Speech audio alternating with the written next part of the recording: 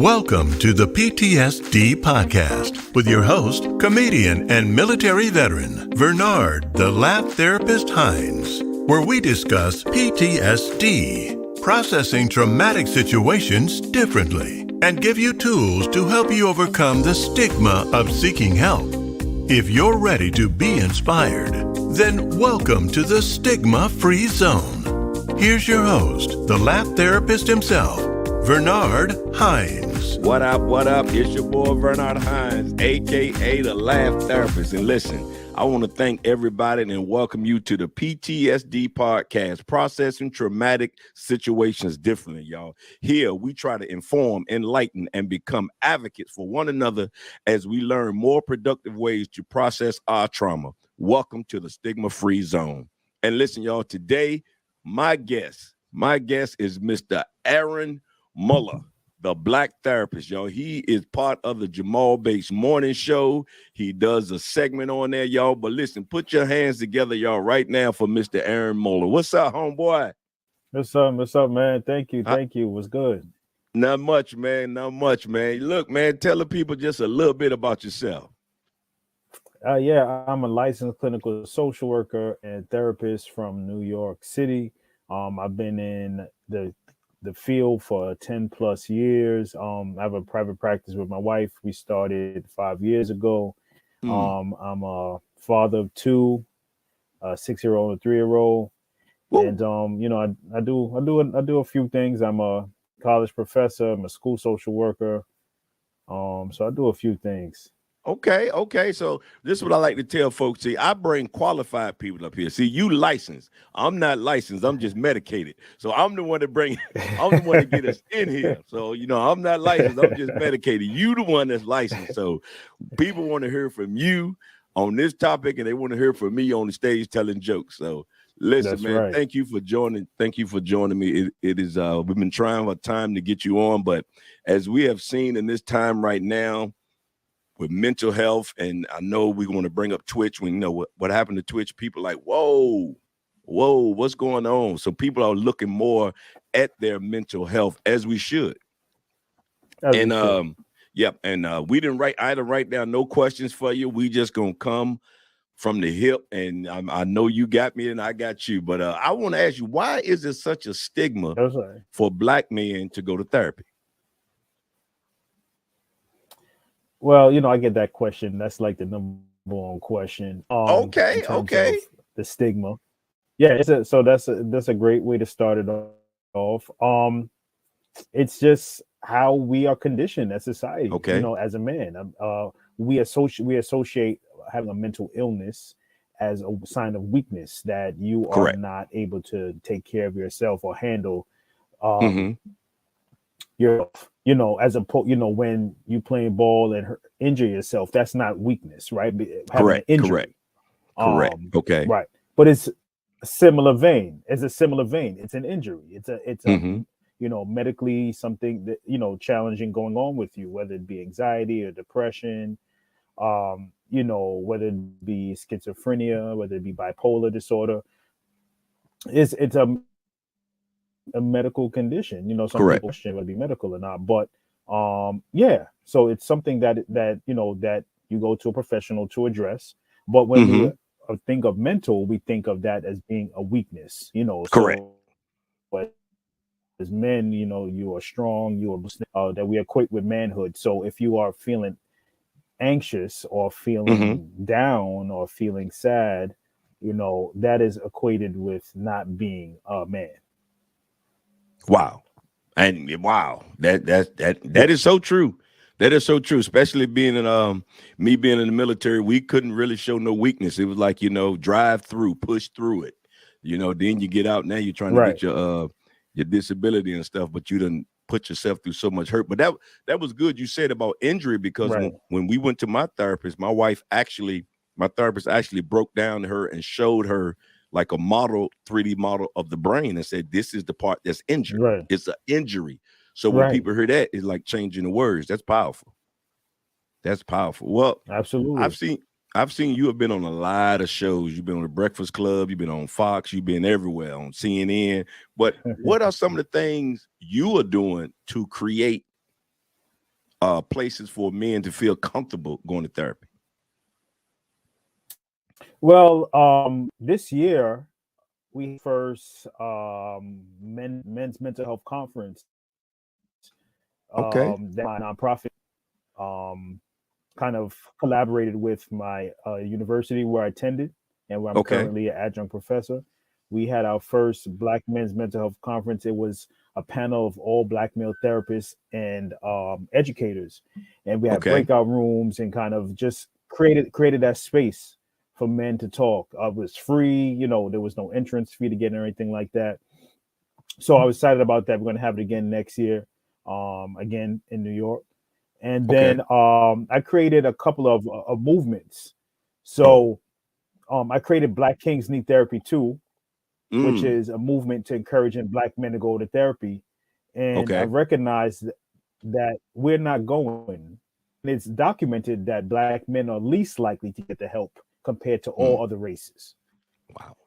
And then I also created I'm a Black man and I go to therapy because I wanted to encourage and just recognize Mm-hmm. the importance of it, and that is nothing to be ashamed of. I'm a Okay. Black man and I go to therapy. Going just to kind of just highlight the importance of going to therapy or recognizing that we need to go. Correct. Wow.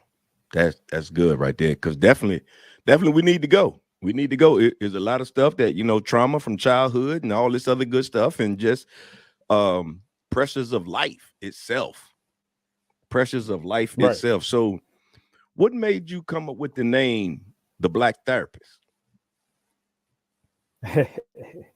So 6 years ago, when I joined Instagram was just about posting pictures. Then it Correct. was no reels, there was no.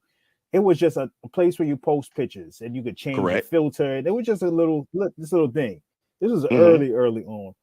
Um, I came up with it because I said I wanted to post like mental health stuff. I didn't really want to. I post a few pictures, but I really want to post Okay. mental health stuff. So I said I wanted something that's catchy. I wanted something to kind of identify what I do, Okay. and then I want to throw in there just being Black because it's only 2% of therapists that are Black. So I Mm. wanted to highlight that for sure. I was Okay. like, yo, the black therapist. What could be doper than that? So Okay. I came up with that and been riding with it ever since. Wow. Yeah, I mean, because I hear a lot of people come up to me and they ask me and they DM me, "Hey man, do you know any Black men therapists?" And really, I really only know one. Well, now with you is two. And that is sad. And people ask me, "Well, won't you go to school and be a therapist?" That's not my lane. You know what I'm saying? I That's do not true. live the experience talking. You know what I'm saying? I can do live the Right. experience talking. Wow. That is good. That is good. So how is it working with your wife as a therapist also? Or put it this way, who became a therapist first? Ironically, we both finished the same time. We Okay. both we both we both graduated the same time. But the interesting thing is that he kind of wasn't in communication for some time Mm-hmm. when we had broke up, and she went to school for and she went and got a PhD, and I was doing my master's in social work, and then Mm. we reconnected. I was finishing up, and she was Okay. just about done already. So, but we had our graduation was like a day apart. But she had like Mm. finished up her work already, and I was finishing up mine. So she would like come to the library and like bring me food because food is really important to me. So she would like bring me. Oh God. She would pull up. I would be in the library on Sundays all day. She would pull up and bring Uh-huh. me, a little picnic basket with food.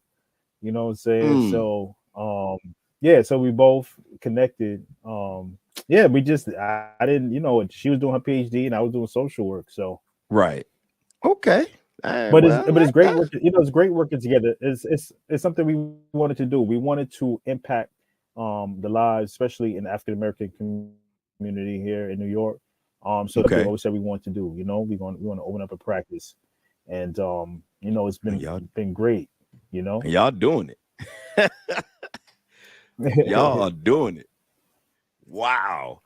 Listen, if I'm a person and I want to go and say, okay, I want to talk to a therapist, but I got all these barriers in my mind, what are some of the first things I should do or think about doing before I go talk to a therapist? Because because we always say, hey man, go talk to a therapist.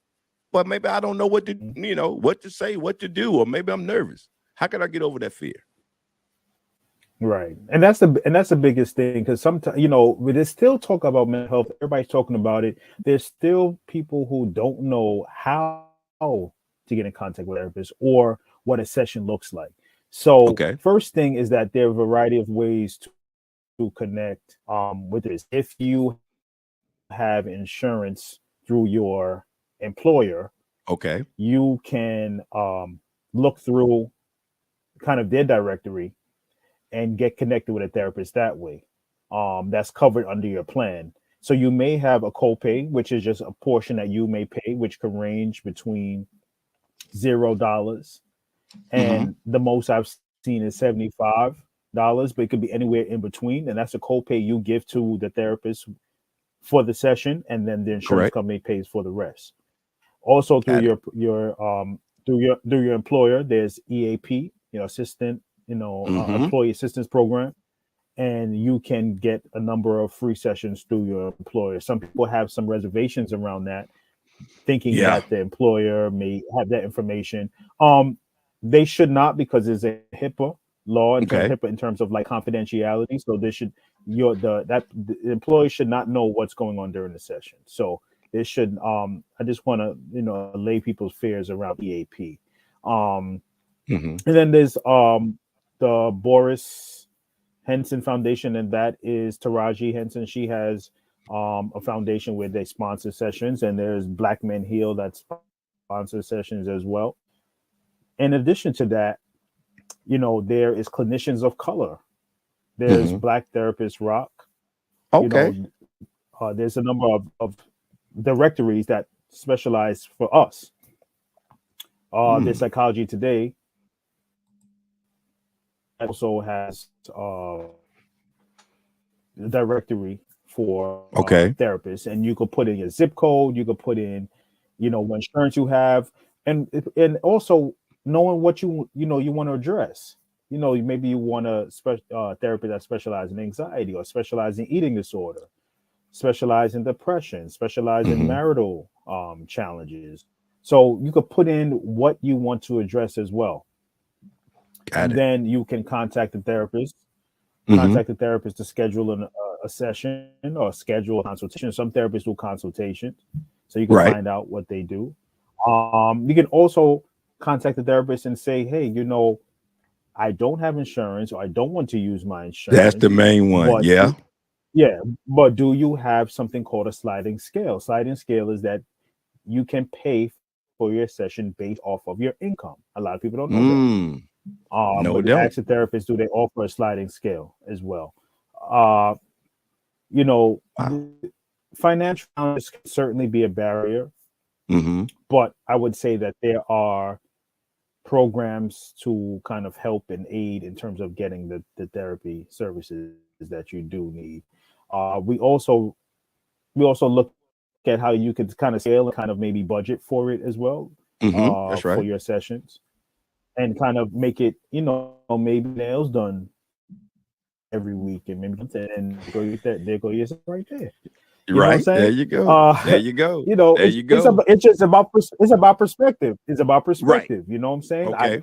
I keep it real like that. It's about because we focus on our external, right? Or Mm-hmm. you want to go to the concert and see Mary J. Blige. You know what I'm saying? That's Mm-hmm. great, but also in terms of like, how can you kind of shift about the other things that's important, right? Because that's a Right. temporary. That's going out is great, but that's a temporary fix as opposed to, you know what, Mary could wait. I need to Correct. get my therapy sessions in. Mm, So that's I'd good. like to throw that out there because sometimes we forget. Sometimes we forget about perspective. Sometimes we forget True. about kind of making shifts, right? Temporary shifts Hmm. for the greater good. So sometimes I have to remind, I talk about that a lot, in sessions and having conversations that it's just about perspective. I get it that, we're situation we're in financially, Right. but in terms of prioritizing, how can we prioritize what's important, um, despite what's going on, and kind of making some shifts in our Wow. lives. Temporary shift for the greater good. Come on now.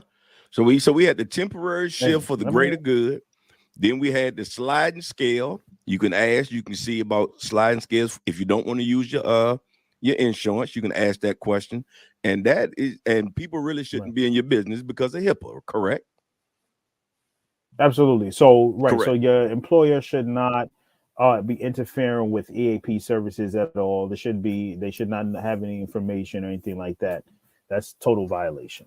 Right. Well, I'm glad one thing the military did. If you have a security clearance, and that was hampering a lot of veterans from going to seek help, because if you had a security clearance, they said that was mess with your clearance. But now they have changed it. It does not, because I had a security clearance, and when I had my PTSD, my mental illness is like, now if you going to seek treatment, they won't bother you.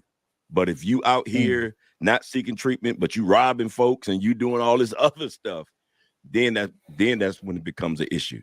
So right, they right, really right. changed that. That made it great. That made it great.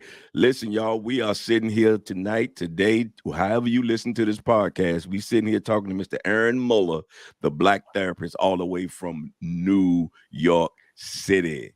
So, Yes. what really made you want to be a therapist? Because I believe it has to be a calling. Well, it's totally a calling. I would like, I wasn't like, 10 years old, but like, you know what? I'm gonna go talk to people because I'm not a Right. talker. You know what I'm saying? Okay. So this my profession surprises my family completely because I'm pretty chill, reserved, shy, almost not almost. I'm a pretty shy person, so I'm not like this whole talkative person. So Okay. definitely, I would say it's a caller because this is not my forte, just talking. Okay. Got it. Got it. Yeah. Listen. So when you gotta be obedient. That's all. Right. That's true. That's true. That is so true. Man, why is the holidays so hard for people when they having depression, anxiety? Even last week, I had a couple of 3, 4 days that I was just meh, you know what I'm saying? But I knew Yeah. what it was, and I had to fight through it. But some people don't understand. I heard that there's a thing called seasonal depression. Yes, absolutely. So, to answer your first question, is that during the holidays, it can be very difficult for folks dealing with loss, who are dealing with anxiety, depression during this time. Hmm. During the holiday season, it's dark, it's cold. You're dealing with the holidays and the hustle and the bustle, and you may be feeling maybe you're disconnected from your family. So there's Okay. a lot of talk family. You may not have that, or Right. people are talking about buying gifts and stuff. You may not be in a position to buy that. So it kind of highlights a lot of challenges that people have. Missing Okay. someone that's not around. If you were Hmm. divorced, separated, you may not have your access to your children this year. Used to be all together. Now Come on y'all now. have every other weekend, or this is not your holiday. That Hmm. you have them. So a lot of it's not joyous for everybody. It's not happy. It's not merry for everyone. And then to the other point, seasonal affect disorder is, it gets darker earlier. Mm. It's colder. We are less connected to people.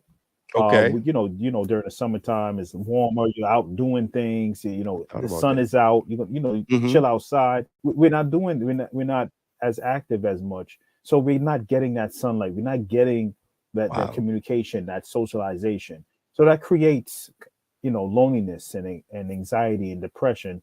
So you tend to kind of just isolate and maybe just curl up inside like that. So you have to be mindful about during time with seasonal affective disorder coupled with the holiday blues. That's what that's a term, the holiday blues. Right. And one recognizing it that you may not be in the spirit. You want to, and there's a lot more talk about not forcing yourself to like, all right, I have to be. It's like honor your feelings. When we dismiss That's good. them, we're not honoring ourselves. So you want to honor your feelings, and if you need to, just chill and just do your own thing. If you want to just curl up and do your own thing and just have a friend, come by. You don't maybe want to do the holiday parties. You don't want to go by friends. We want to acknowledge people to be in situations that's not married for you, that's not comfortable for you. So, don't be forced. And come on, it's Christmas. It's like I think we need to be more sensitive and conscious and show empathy to those Mm-hmm. that are going through this holiday season, whatever it is they're Okay. going through, and just provide Yeah. support. How can I support you? How can I be there for you? We're going to start using more of that. What do you need? How can That's I good. be there for you? As opposed to, come on, come on. Like, what I'm saying? Like, so if they say, you know what, I need to do something, then you kind of encourage, okay, Mm-hmm. so let's go skating, or let's go, to the movie, or let's go, kind of say, what would you like to do? You know what I'm saying? Right. I think people intentions are good, especially if they see Mm-hmm. you hurting, but be mindful about pushing yourself onto them and listen more, right? Okay. If we want to talk about in terms of us, those who are struggling, and those in light of DJ Twitch, we need Mm-hmm. more listening, we need more empathy, more understanding, listening to folks, not kind of like, hey, how you doing, and then running away, but really Mm-hmm. listening, you know, Wow. and being there and consistently, right? We talked about showing up for your strong friend, or being Yeah. there. Yeah. Um, Yeah. not We that, hear that one. not that fake stuff, not that fake stuff, right? Right. Everybody's like, oh, I'm gonna be there for you. That consistency, that Mm-hmm. availability, that's what's really important. Good gracious, man. You listen, I've been following you, and I ain't gonna say stealing your nuggets, but I've been transferring your nuggets. All right. That didn't even sound right. But anyway, it says one thing you said. You said talking about mental health is not attention seeking. People die in silence every day to this judgment. And then people say, I wish they had spoken up. We live in a society that stigmatizes mental health but mourns suicide. That is powerful. That is powerful. Yes, Now I don't know absolutely. if you transferred that from somebody or did you come up with that, because that was powerful. No, I transferred that from someone because it really just sums up what happens and what we see Okay. all the time. So we should bring Uh-huh. awareness to it, and people actually take self inventory and see if that what Okay. they do. Because if we want to talk about mental health stigma and like how can I help, and mental health has become very trendy. Oh, They talk okay. about it, but Got it. the actual work, if we all took, as human beings, if we Mm-hmm. all be mindful about how we show up in our behaviors, the world could be a better place. Not just posting about it and Mm-hmm. just being like dope because now you talking about mental health, but actually doing your part. That's the most important piece. Not what you post, but how you behave and engage with people in your community. Come on now.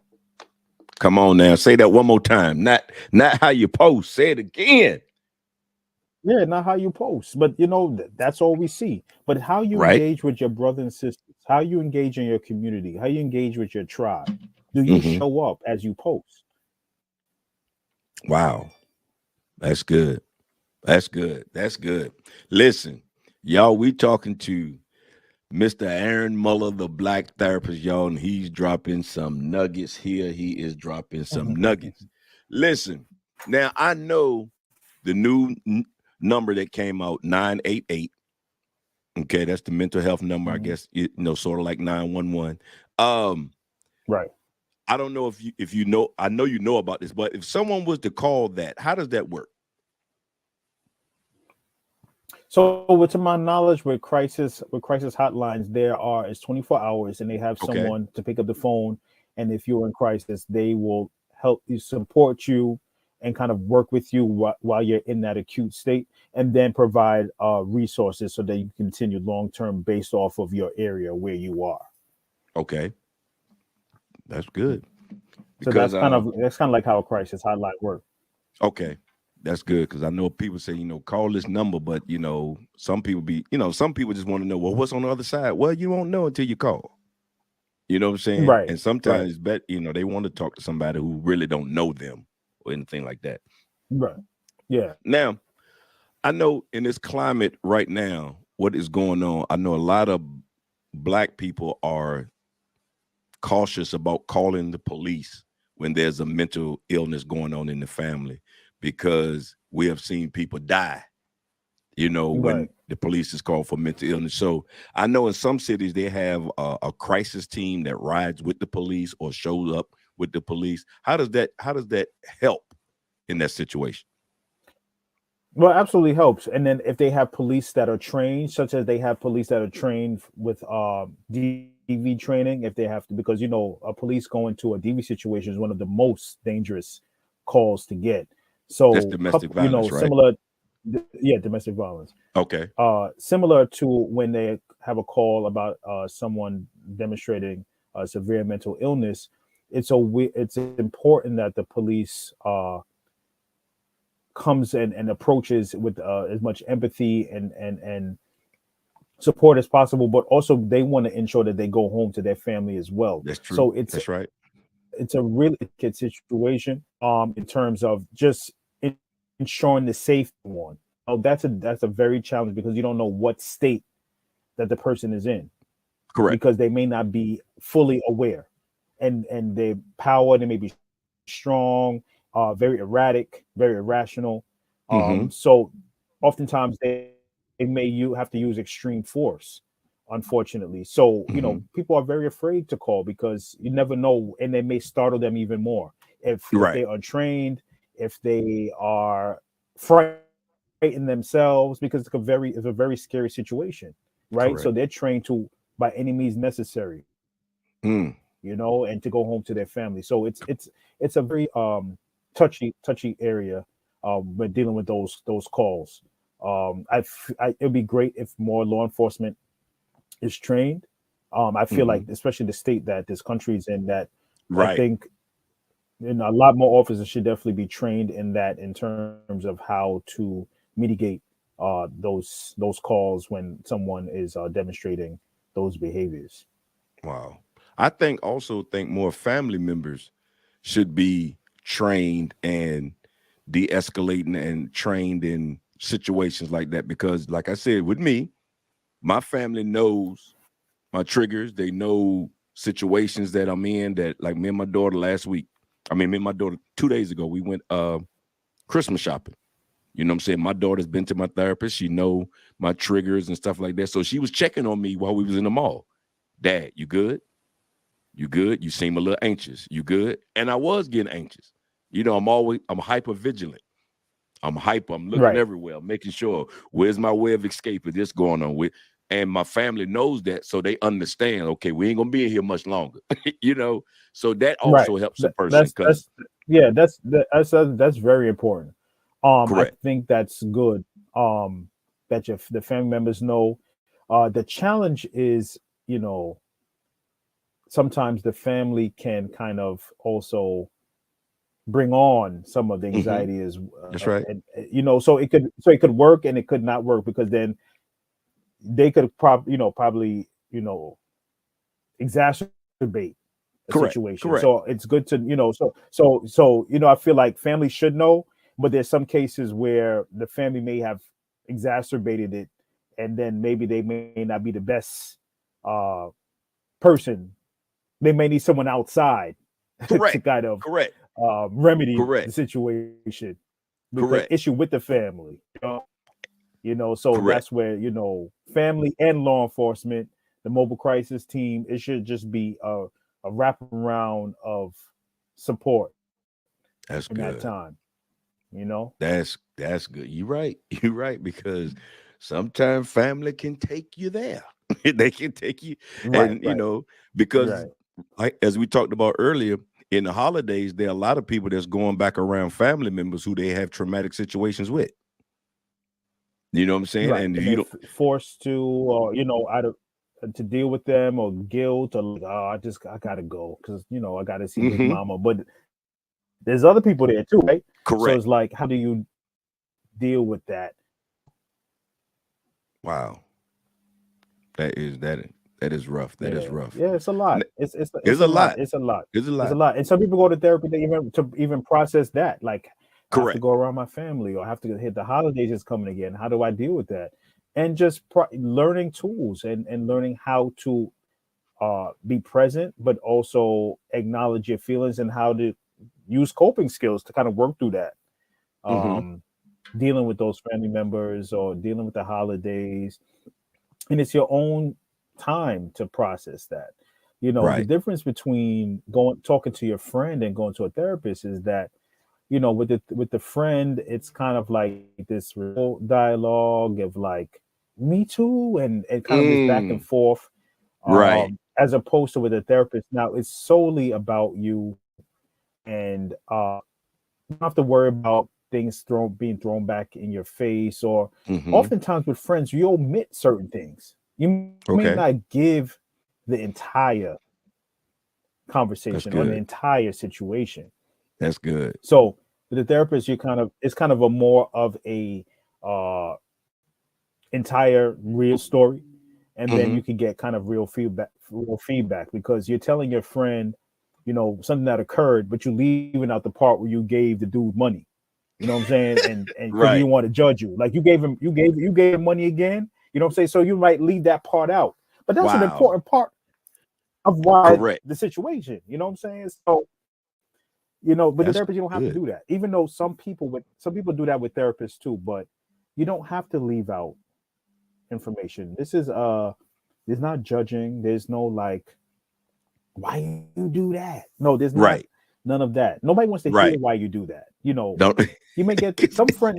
Not say that all friends going to do that, but some friends might do like, why you do that? Like, what I'm saying. So that's the difference between a friend and going to a therapist. Wow. That's good. That's good. Listen, y'all, we talking to Mr. Arron Muller, y'all, the black therapist out of New York City. I've I Mhm. know this plays a lot on kids and is really affecting adults and stuff like that. But social media, I truly believe, is messing with a lot of mental health also. You feel Oh, you for you feel that sure. way also? Yeah. Got to Oh, get I these know. I likes, know that. got to get these likes, got to get these And picture right, got to get this looking right, got to do all that, got to make sure, got to yeah, let folks know it I'm out here living my best life. it's created a lot of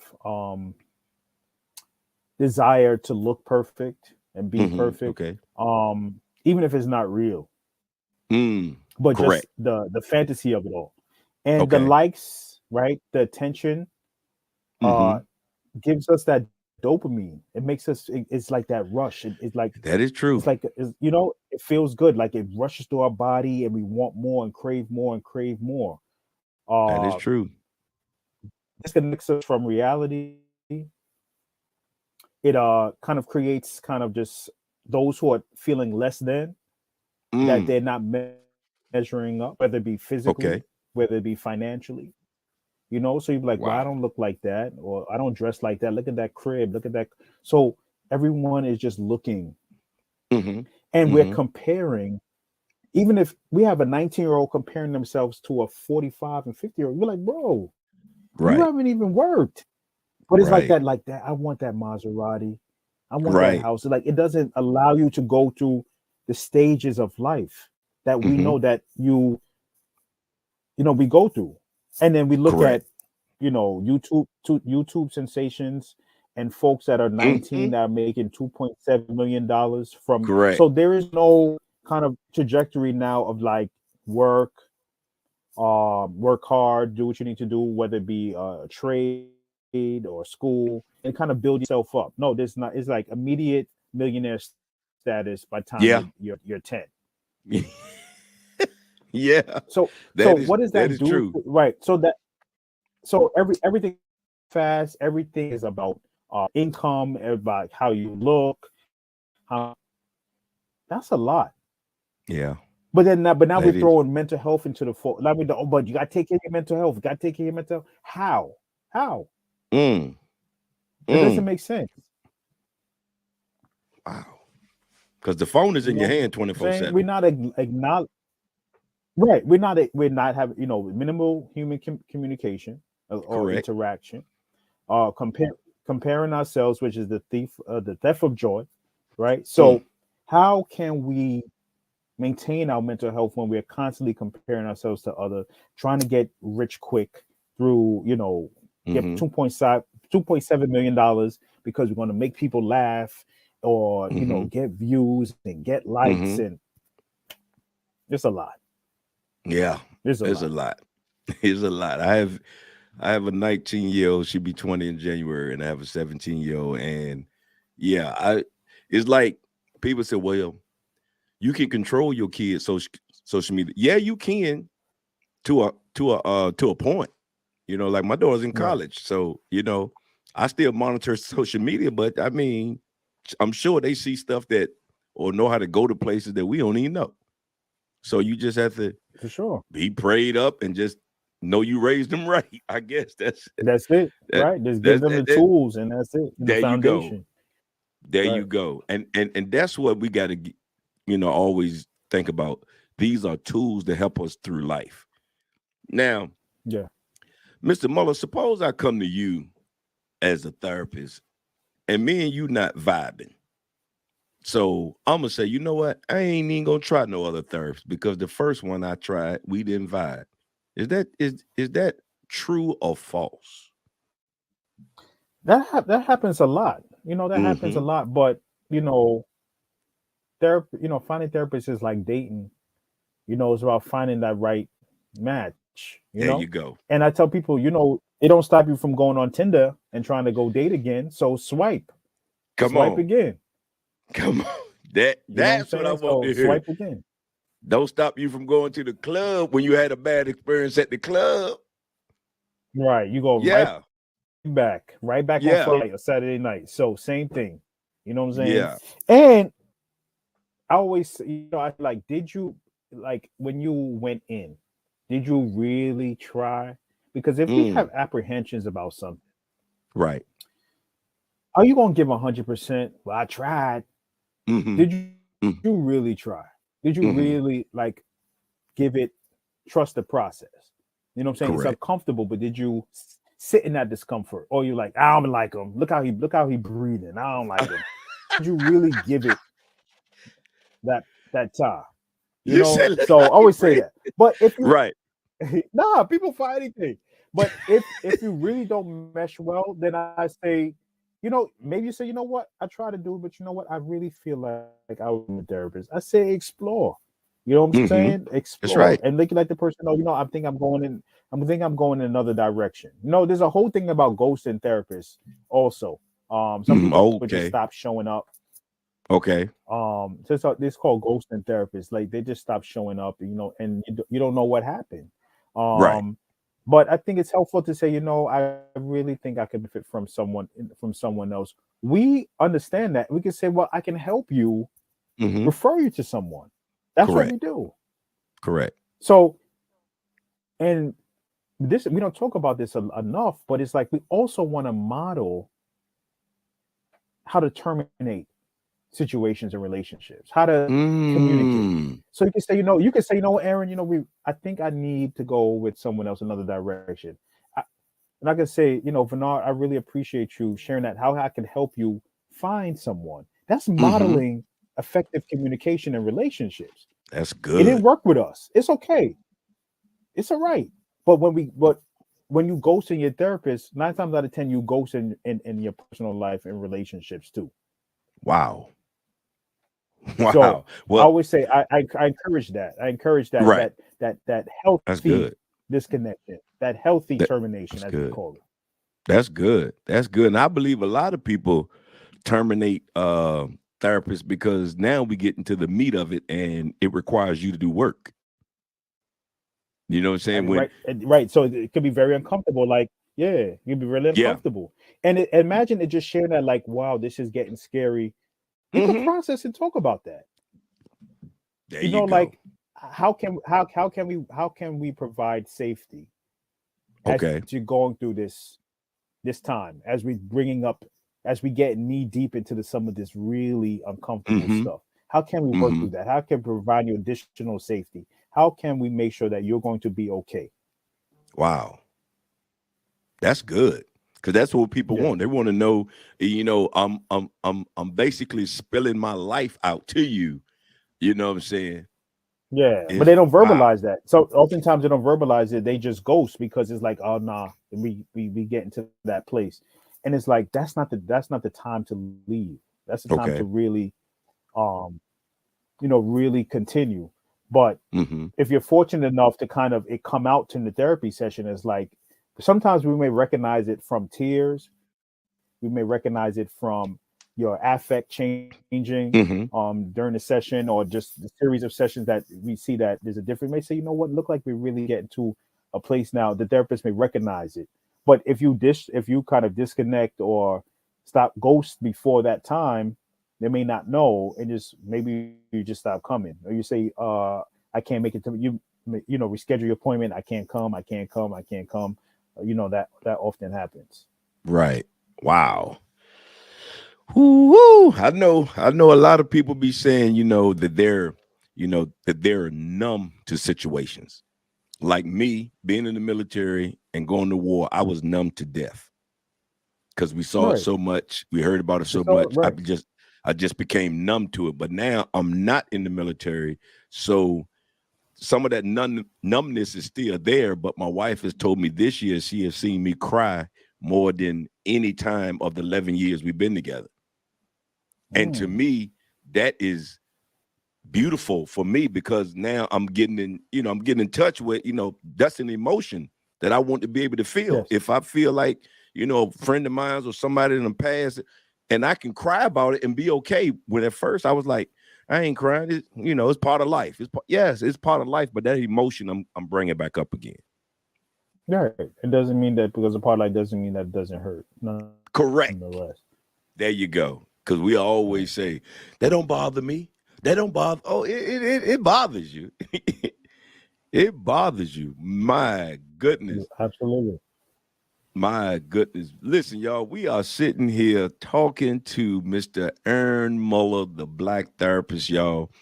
Arron, what would you say to that person? Okay, we've talked about a lot, but that person who is 1 foot in the door or 1 foot out the door, what would you say to get them in that door? If they was to come to you and say, hey, I know I need to go to therapy, but I'm scared. What should I do, or how should I approach it? I'm sure we probably done talked about it, but maybe someone came in late.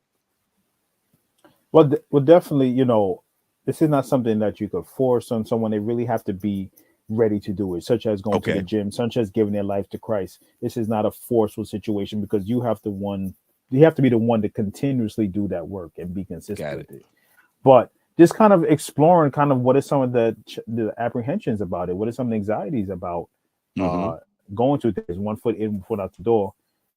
You're thinking about it, which I say that's dope. I love that Okay, you're got considering. it.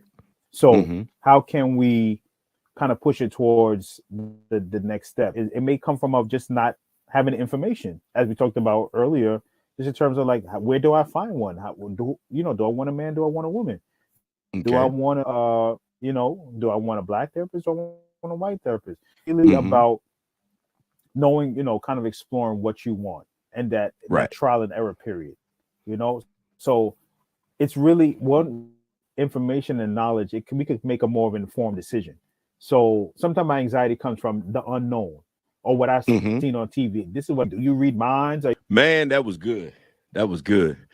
But this is what I want to touch on this last part. Now, you know us black people, okay? We want to talk to God about everything. But we don't want to go to a therapist. I have a t-shirt that says, I talk to God and the therapist. I know a lot of my friends say, they want a Christian therapist and all, and good stuff like that. And I get all that.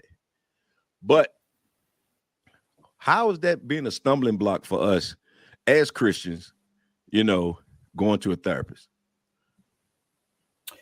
I mean, I don't see it as being a stumbling block, but it can be because you feel that, God is your counselor, right? And we've been taught that he'll supply all our needs. Absolutely. But there's definitely a need to speak to someone, or maybe medication or things like that, if you need that too. And I think it's understanding that it's okay. It doesn't make you less of a Christian.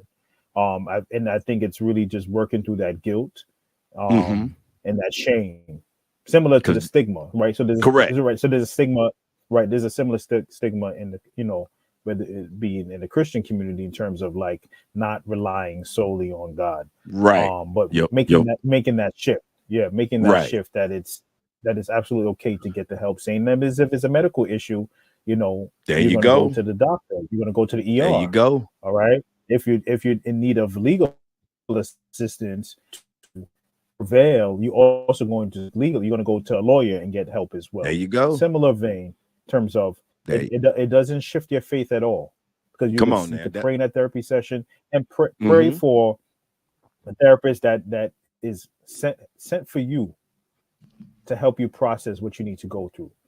And you have. I pray before my sessions that God allow me to be a vessel to say the right things, to be able to bless your people. Correct. So it's important that you've had that connection with your therapist, because and talk about that. If you want a Christian counselor, though, there are Christian counselors available. I have a number of friends that are ministers and bishops and they're therapists as well, so that they preach on Sunday and then they have their sessions during the week. So you can definitely connect with a Christian counselor as well. There you go. I had one guy say, he didn't want a Christian therapist because he feel like when he get in there, he gonna say a few choice words, like y'all can't handle it. Right. Like y'all. You want to be a thing. Right. You want to have it. You want to feel comfortable in your therapy session. Correct. You want to be a space where you can be yourself, right? Not censored. Correct. That doesn't feel good. That's just like society, right? You have to be centered in society and then censored in your therapy session. You want a place to just be yourself. You need to voice something. Certainly is okay. Wow. Should be okay. Well, listen, y'all, I want to thank you, Mr. Arron Muller, the Black therapist, for being with me and talking these nuggets. And listen, y'all, how can people find you and follow you on all social media? Well, primarily on Instagram. That's my primary platform. Okay. The Black_therapist on Instagram. That's where I do a lot of postings and information. Wow. And you can also hear him every Monday on the Jamal Bates Morning Show. Of course. Where he every give out Monday, every Bates Morning Show, Man Monday. Come on now, Man Monday. Listen, sir, thank you for being with me today, wherever people are listening to this podcast. And thank you and your lovely family. And you keep doing what you're doing, brother, because we're going to continue to knock down this stigma. Appreciate you. Thanks for listening to the P.T.S.D. podcast. If you enjoyed this episode, please hit follow or subscribe on all podcast platforms so you can stay up to date on new episodes. Until next time, stay stigma-free.